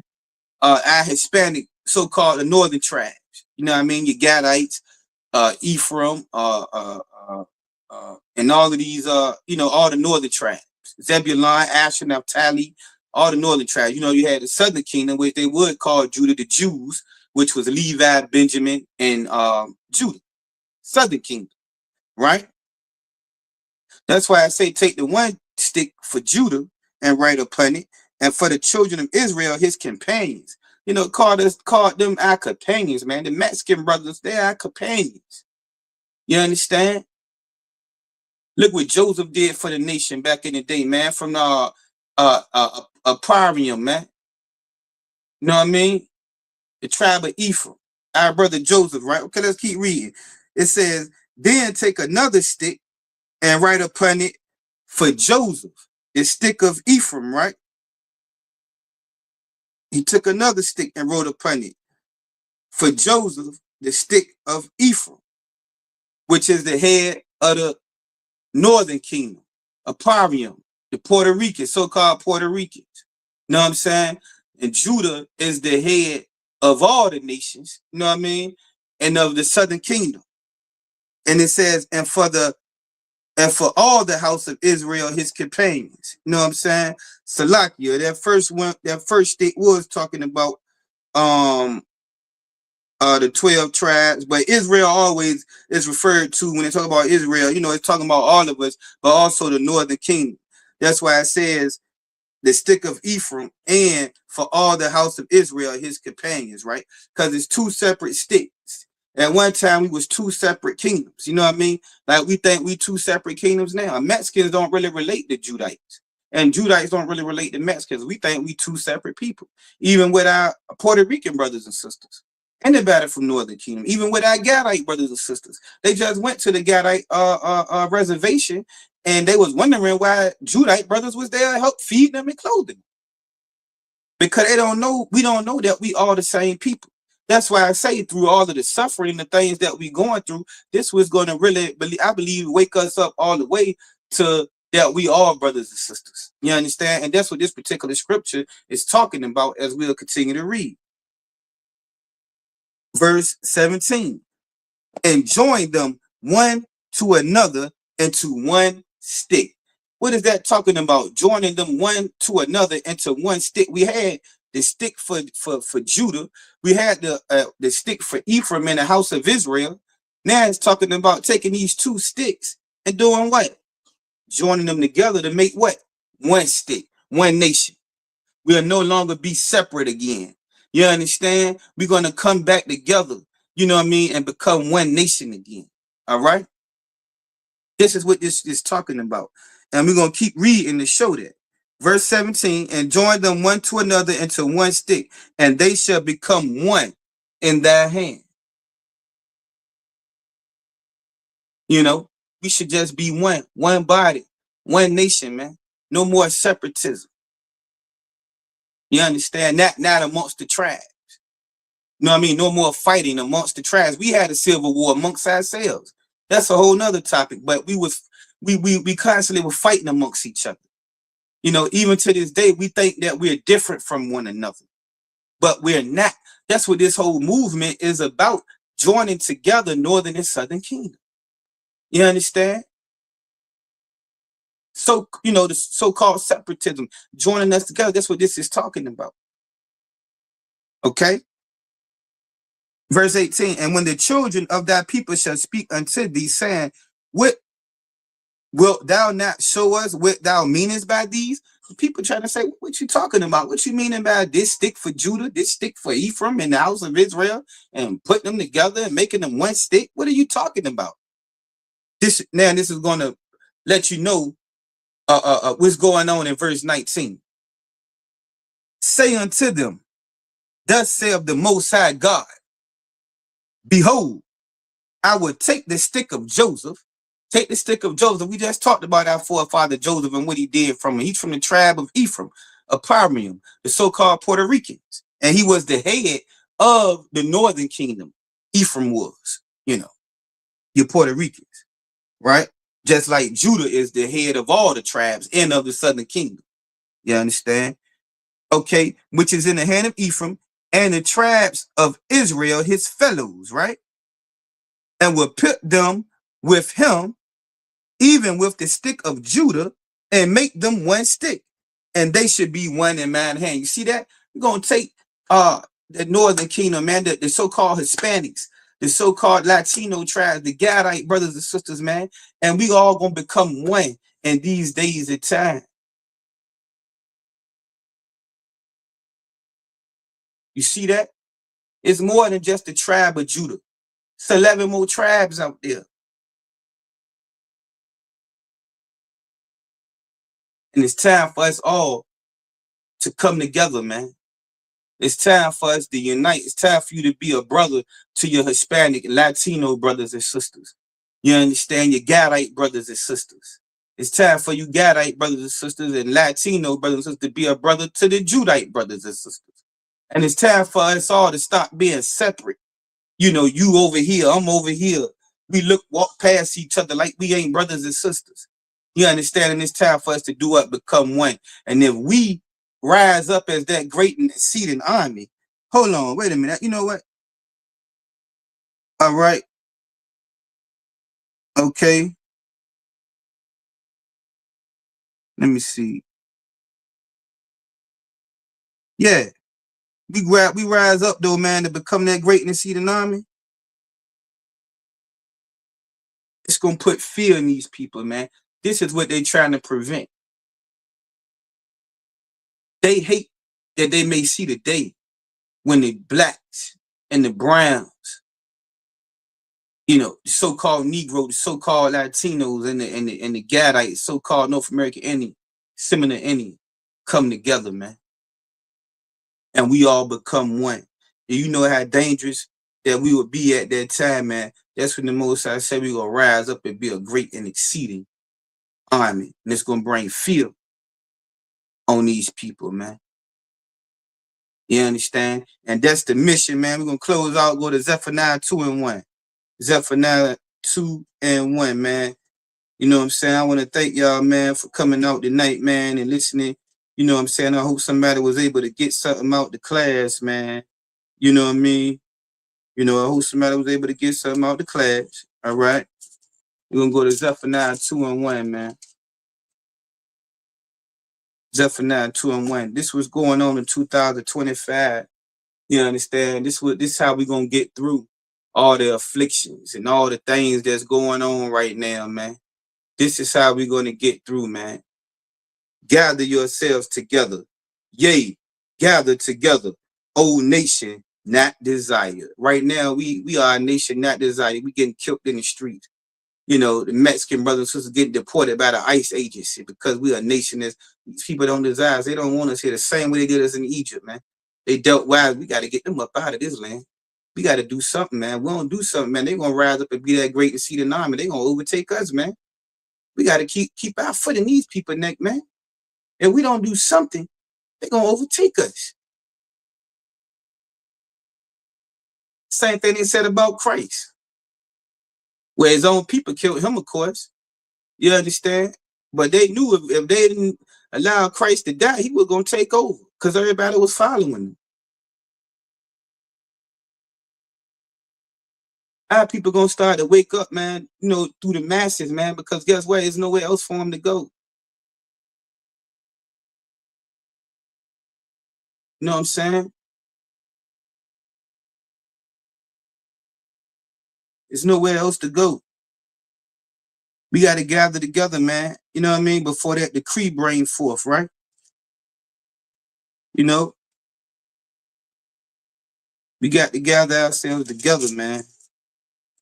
Oh, nation, not desire, right? One more, Romans 13:11. One more, Romans 13 and verse 11. It's gonna put the icing on the cake for us tonight, man. You know, and not to mention, we go back to Egypt, man. We know that when they began to enslave us and afflict us, you understand? And through all of that, right? I could have went on, I should have went on. I might do a part two, but through the time of affliction, Moses was born, a great leader, right? And led us up out of that captivity, led us up out of that bondage, and defeated Pharaoh. Okay? You know, and that knowing Romans chapter 13, verse 11, and that knowing the time, you gotta know the time that we in, man. World War I is past, the first war have gone, the second war have gone, the third one cometh quickly. World War I and II already passed. Knowing the times, the things that's going on right now, man. Knowing the time that now it is high time to awake out of sleep. It's been time for us to wake up, man. We supposed to been woke. But we still want to be sleep out there, want to go to club, taking trips, getting high, selling drugs to one another, killing one another, you understand? Selling each other out, you know, still chasing the material things of this world, want to be a part of America. We want to be a part of a nation that's falling. How dumb is that? You understand? For now is our salvation nearer than when we believe. From when you first got into this truth, man, our deliverance, man, our King coming back is more nearer now than when we first believed. The same way the Most High used Moses, man, to bring us up out of Egypt, man. You understand? Yahweh Shai gonna come and lead us up out of going to America, man. From Egypt to America, man. I hope everybody got something out the lesson tonight, man. You understand? This is the ISUPK started in 1 West, man, 125th Street, man, Harlem, New York, under the commanding General Yohana. I'm gonna read the security announcements for the night. All right. When a new brother or a sister comes into the school, they are off limits for 6 months. Okay. They are to be saluted only. They are here to share themselves of the world, right? If they need transportation, the teacher will arrange it. Okay. After 6 months, if a brother or sister has an interest in a particular person, he or she must get permission from the head to speak to a brother or sister. There's another 6 months in which the brother and sister will court each other, okay? In this 6 month period, the brother and sister will get permission from the head to marry. You know, that process is very important. You know what I mean? You might get with a sister, you like the way she look, you get with her, man, you ain't go through the process. I want really something that you know, signed up for. But now you stuck with this brother or sister. You understand? Even worse for you sisters, you know what I mean? Because, you know, you only get one shot, you know what I mean? And you know, you better make it a good one. So you just don't want to go out there, man, and get with some brother because he look good to you. You know what I'm saying? You need to get to know that brother, you know what I mean? And see if that's something that you can deal with long term. Same thing for the brothers, okay? You know, you don't get stuck with some sister, you know. All right, and you pay your tithes, man. Pay your tithes, man. My Asherah, man, 10 for your earnings. My Asherah in the Hebrew, that's a 10 for your earnings, man. Support the nation, man. You know what I mean? Help out our Mexican brothers and sisters, man. You know, we could feed those, man, you know, and with that got hit in the wildfires and, you know, different things, the clothing and food drives that we do. That's what all of that for, Passover, things of that nature. Okay, you know what I'm saying? I want to say, man, Yahweh Shem Yahweh Shabbat to the Akio, man, Yahweh Shema, the Thumba, Shem Yahweh Shai, to the Akwathia, man. Till next time. Shalom. Hey, listen, brothers and sisters, man. If you like what you hear, hit the subscribe button, man. Subscribe to this channel. And also, please, go to ISUPK.com and pay your tithe. Drop me some cash so we can move around this planet like we need to, man, and do the things we need to do. They're one West. They're one West. They're one West. They're... Welcome to Atlanta.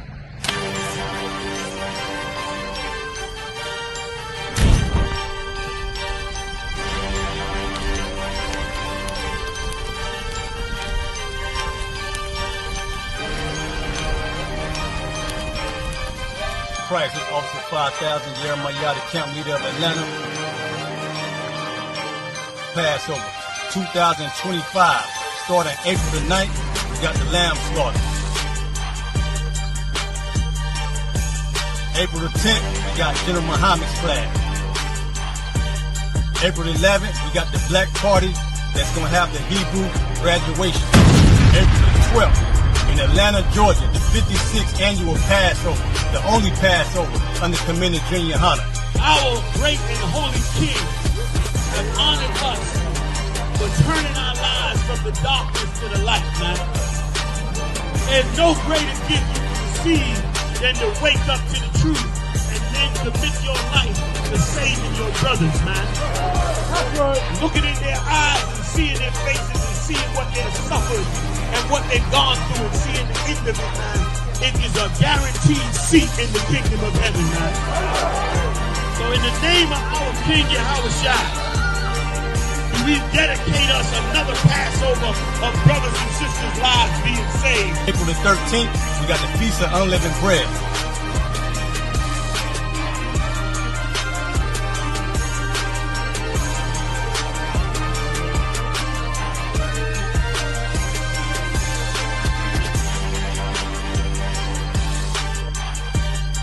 Shalom.